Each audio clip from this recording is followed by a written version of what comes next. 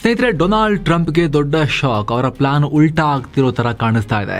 ಅವ್ರೇನ್ ಅನ್ಕೊಂಡಿದ್ರು, ನೆತನ್ಯಾಹು ಕೂಡ ಏನ್ ಹೇಳಿದ್ರು, ಆಕ್ಟೋಪಸ್ ತಲೆ ತೆಗಿಬೇಕು, ಬಾಲಗಳನ್ನ ಎಷ್ಟು ಕಟ್ ಮಾಡಿದ್ರು ವೇಸ್ಟು, ಅದರ ತಲೆಯನ್ನ ರಿಮೂವ್ ಮಾಡಬೇಕು ಅಂತ ಹೇಳ್ತಾ ಇದ್ರು. ಕಡೆಗೂ ಕೂಡ ಇಬ್ರು ಸೇರ್ಕೊಂಡು ಖಾಮೆನೈ ಎತ್ತಿದ್ರು. ಅವ್ರು ಅನ್ಕೊಂಡಿದ್ದೇನು, ಖಾಮೆನೈ ಸತ್ತ ತಕ್ಷಣ ಇರಾನ್ ಸರ್ಕಾರ ಬಿದ್ದು ಹೋಗ್ಬಿಡುತ್ತೆ, ಜನ ದಂಗೆ ಎದ್ದುಬಿಟ್ಟು ನಮಗೆ ಜೈ ಅಂತ ಹೇಳ್ತಾರೆ, ನಾವು ಬೇಕಾದವ್ರನ್ನ ಕೂರಿಸಿ ಬರಬಹುದು ಅನ್ನೋ ಲೆಕ್ಕಾಚಾರದಲ್ಲಿ ಇದ್ದಂಗಿತ್ತು ಅವರು. ಆದ್ರೆ ಟ್ರಂಪ್ ಪ್ಲಾನ್ ಉಲ್ಟಾ ಹೊಡೆದಿದೆ.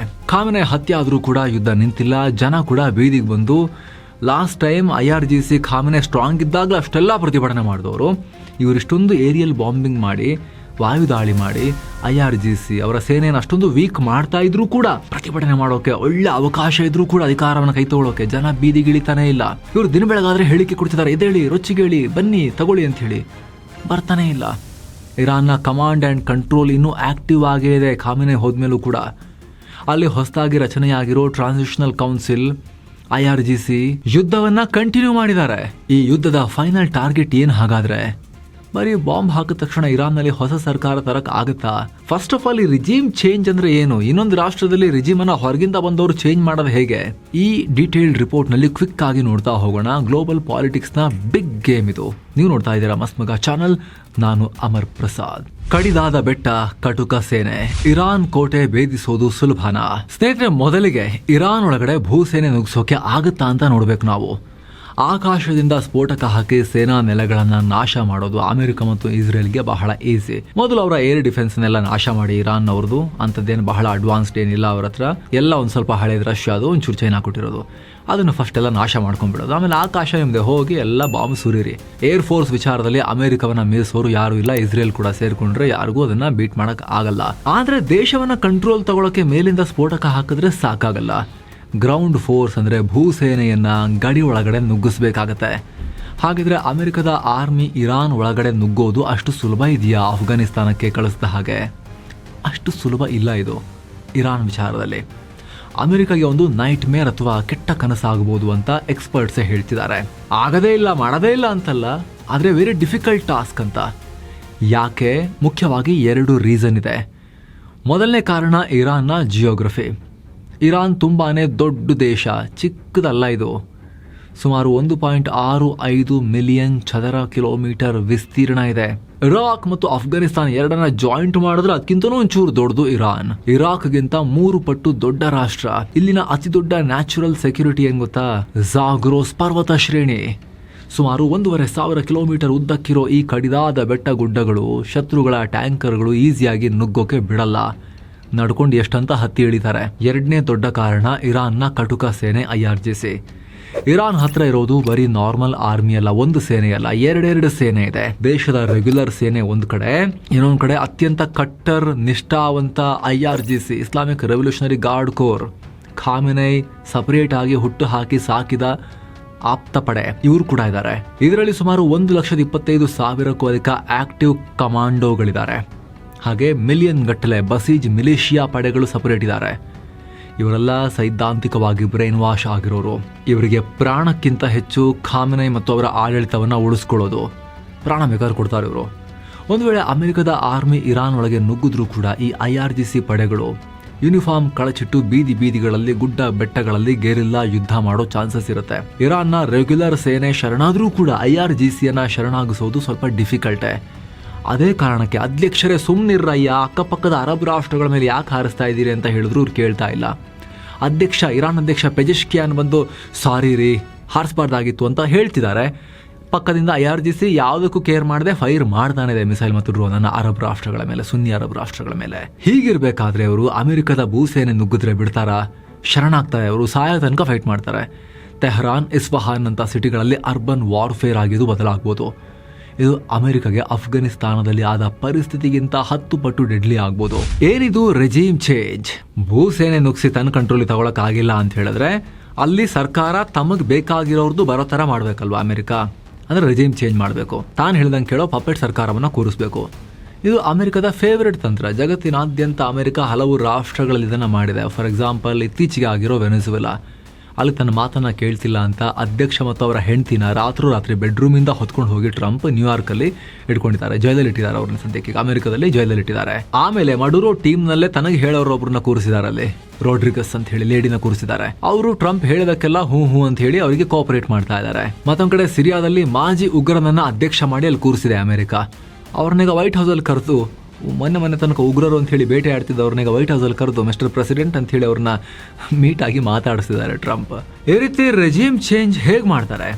ಇದರಲ್ಲಿ ಮುಖ್ಯವಾಗಿ 3 ಹಂತಗಳಿರ್ತವೆ. ಮೊದಲನೇ ಹಂತ ಎಕನಾಮಿಕ್ ಸ್ಯಾಂಕ್ಷನ್ಸ್, ಅಂದರೆ ಆರ್ಥಿಕ ದಿಗ್ಬಂಧನ. ಮೊದಲು ಶತ್ರು ರಾಷ್ಟ್ರದ ಆದಾಯದ ಮೂಲವನ್ನು ಬ್ಲಾಕ್ ಮಾಡೋದು.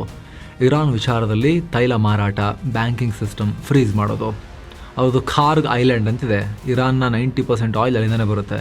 ಆ ಐಲ್ಯಾಂಡ್ನ ವಶಕ್ಕೆ ತಗೊಳ್ಳೋಕೆ ಈಗ ಅಮೆರಿಕ ಮತ್ತು ಮಿತ್ರರು ಯೋಚನೆ ಮಾಡ್ತಿದ್ದಾರೆ ಅನ್ನೋ ಮಾಹಿತಿ ಕೂಡ ಬರ್ತಾ ಇದೆ. ಅವರಿಗೆ ಅವಾಗ ದುಡ್ಡೇ ಹೋಗಲ್ಲ ಅಂತ ಹೇಳಿದ್ರೆ ಏನಾಗುತ್ತೆ, ದೇಶದ ಒಳಗಡೆ ಬೆಲೆ ಏರಿಕೆಯಾಗಿ ಜನರೇ ಹಸಿವಿನಿಂದ ಸರ್ಕಾರದ ವಿರುದ್ಧ ತಿರುಗಿ ಬೀಳೋ ಹಾಗೆ ಮಾಡ್ದಂಗೆ ಆಗುತ್ತೆ. ನೆಕ್ಸ್ಟ್ 2ನೇ ಹಂತ ಆಂತರಿಕ ಕ್ರಾಂತಿ ಅಥವಾ ಸೈಬರ್ ವಾರ್.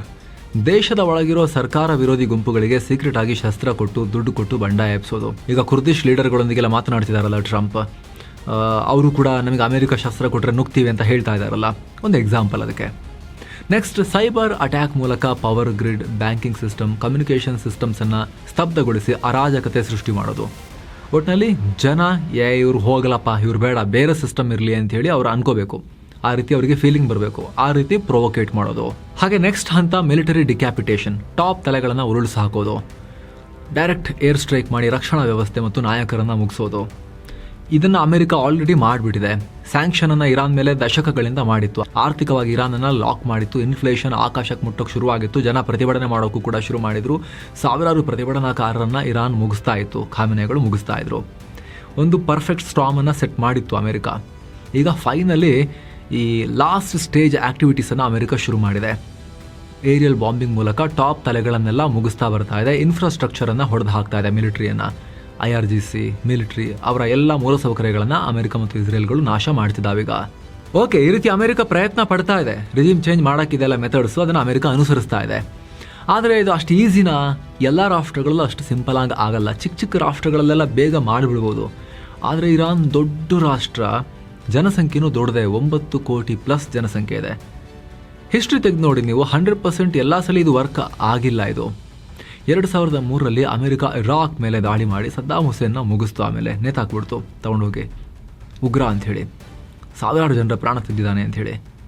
ಆತ ಕ್ರೂರಿ ಆಗಿದ್ದು ಹೌದು, ಅಮೆರಿಕದ ಹಿತಾಸಕ್ತಿ ಕೂಡ ಇತ್ತು. ಇರಾಕ್ ಜನರಿಗೆ ಒಳ್ಳೇದು ಮಾಡೋಕ್ಕೋಸ್ಕರನೇ ಅವ್ರು ಹೋಗಿದ್ದು ಅಂತಲ್ಲ. 2011ರಲ್ಲಿ ಲಿಬಿಯಾದಲ್ಲಿ ಗಡಾಫಿ ಆಡಳಿತವನ್ನು ಕೂಡ ಅಮೆರಿಕ ಹಿಂಗೆ ಉರುಳಿಸ್ತು. ಟ್ರಂಪ್ ಫಸ್ಟ್ ಟೈಮ್ ಏನಲ್ಲ, ಆದರೆ ಟ್ರಂಪ್ ಕ್ರೇಜಿ ಮಾತುಗಳನ್ನಾಡಿ ಸ್ವಲ್ಪ ಕ್ರೇಜಿಯಾಗಿ ಕಾಣಿಸ್ತಾರೆ ಅಷ್ಟೇ. ಅಮೆರಿಕದ ಎಲ್ಲ ಅಧ್ಯಕ್ಷರು ಇದನ್ನೇ ಮಾಡ್ತಾ ಬಂದಿರೋದು. ಆದರೆ ಹಿಂದೆನೂ ಕೂಡ ನಾಯಕರನ್ನೆಲ್ಲ ಮುಗಿಸಿದ ತಕ್ಷಣ ಆ ರಾಷ್ಟ್ರಗಳು ಉದ್ಧಾರ ಆಗಿಲ್ಲ. ಲಿಬಿಯಾ ಇವತ್ತಿಗೂ ಅಸ್ಥಿರ, ಇರಾಕ್ ಕೂಡ ಇವತ್ತಿಗೂ ಅಸ್ಥಿರ. ಈ 2 ರಾಷ್ಟ್ರಗಳನ್ನ, ಇರಾಕನ್ನಾಗಲಿ ಲಿಬಿಯಾವನ್ನಾಗಲಿ ಪೂರ್ತಿ ನಾವು ಕಂಟ್ರೋಲ್ ಮಾಡ್ತಿದ್ದೀವಿ ಇವಾಗ ಅಂತ ಹೇಳ್ಕೊಳ್ಳೋ ಆತ್ಮವಿಶ್ವಾಸ ಅಮೆರಿಕಾಗಿಲ್ಲ. ಎಲ್ಲ ಹರಿದು ಹಂಚು ಹೋಗಿದೆ.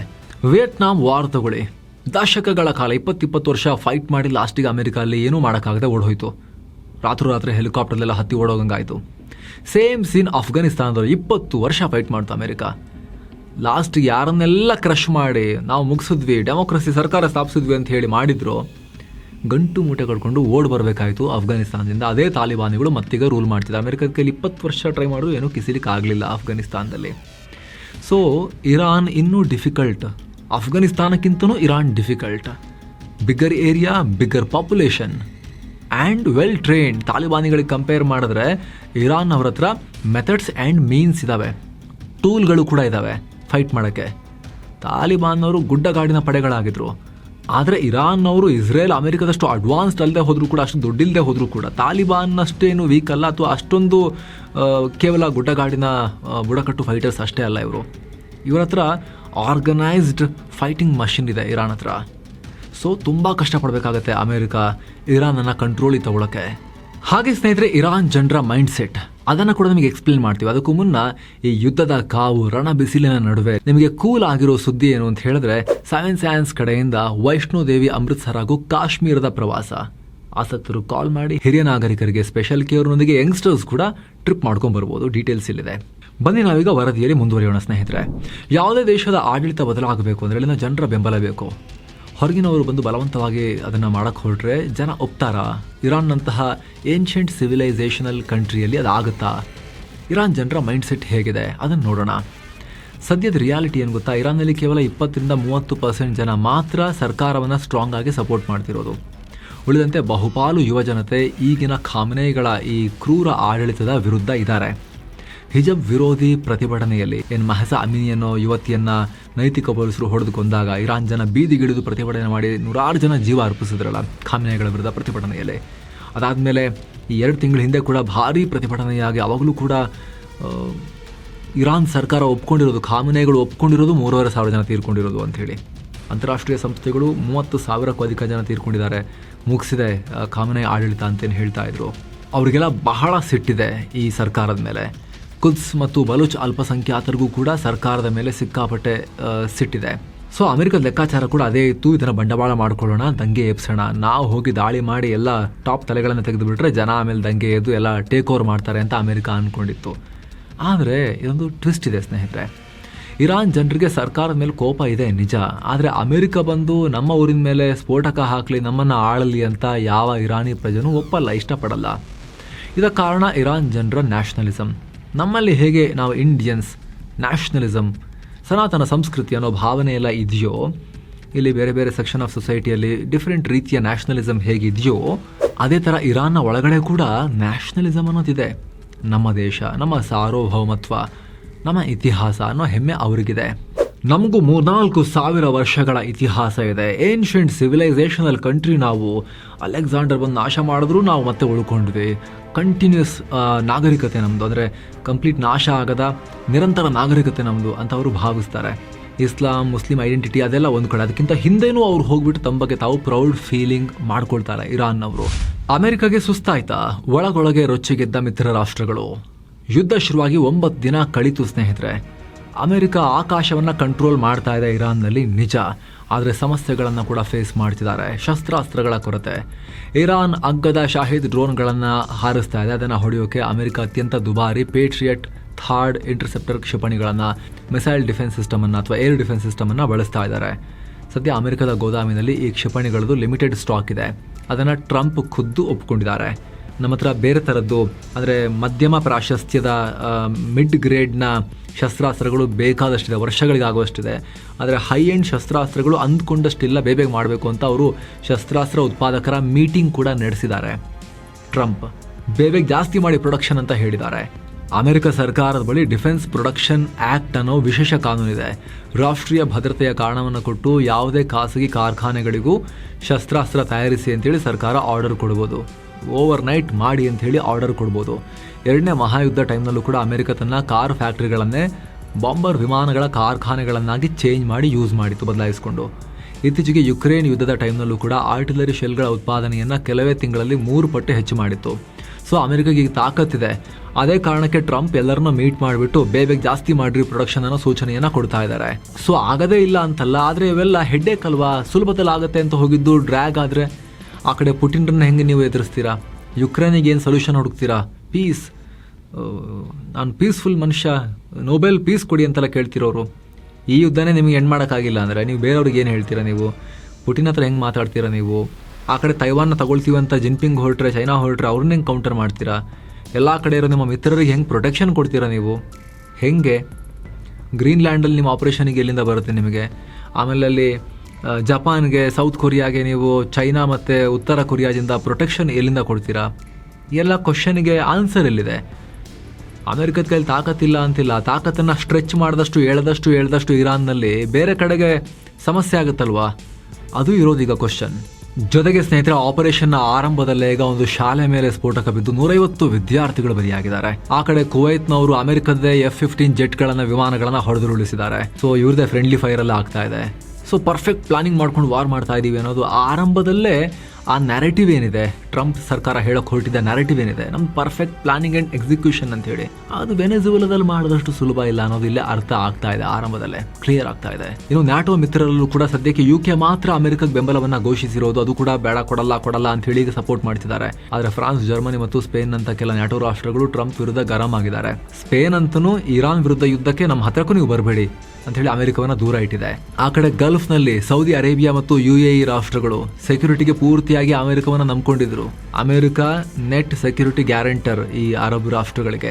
ಆದ್ರೆ ಅವ್ರದ್ದೇನು ಅಸಮಾಧಾನ ಅಂದ್ರೆ, ನೀವು ಇಸ್ರೇಲ್ನ ಕಾಪಾಡೋಕೆಲ್ಲ ನಿಮ್ಮ ಏರ್ ಡಿಫೆನ್ಸ್ ಯೂಸ್ ಮಾಡ್ತಾ ಇದೀರಿ, ನಮಗೆ ಪ್ರೊಟೆಕ್ಷನ್ ಕೊಡ್ತಾ ಇಲ್ಲ, ನಮ್ಗೆ ಇಲ್ಲಿ ಬಂದು ಇರಾನ್ ಮಿಸೈಲ್ ಎಲ್ಲ ಬೀಳ್ತಾ ಇದೆ, ನಾವೇನ್ ಮಾಡೋಣ ಅಂತ ಅವರು ಅಮೆರಿಕಗೆ ಪ್ರಶ್ನೆ ಕೇಳ್ತಾ ಇದ್ದಾರೆ.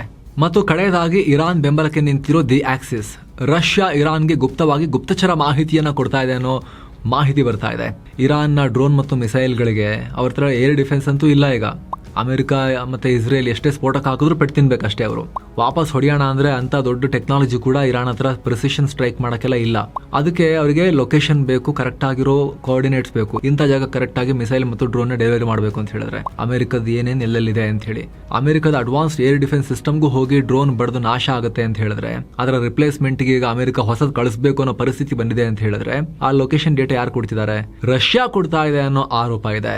ಮತ್ತೊಂದ್ ಕಡೆ ಚೈನಾ, ನಾವು ಯುದ್ಧಕ್ಕೆ ವಿರುದ್ಧ ಇದೀವಿ, ಆದ್ರೆ ಇರಾನ್ಗೆ ಯಾವುದೇ ರೀತಿಯ ಶಸ್ತ್ರಾಸ್ತ್ರಗಳ ಸಹಾಯ, ಮಿಲಿಟರಿ ಹೆಲ್ಪ್ ನಾವು ಮಾಡ್ತಿಲ್ಲ ಅಂತ ಓಪನ್ ಸ್ಟೇಟ್ಮೆಂಟ್ ಕೊಟ್ಟಿದೆ.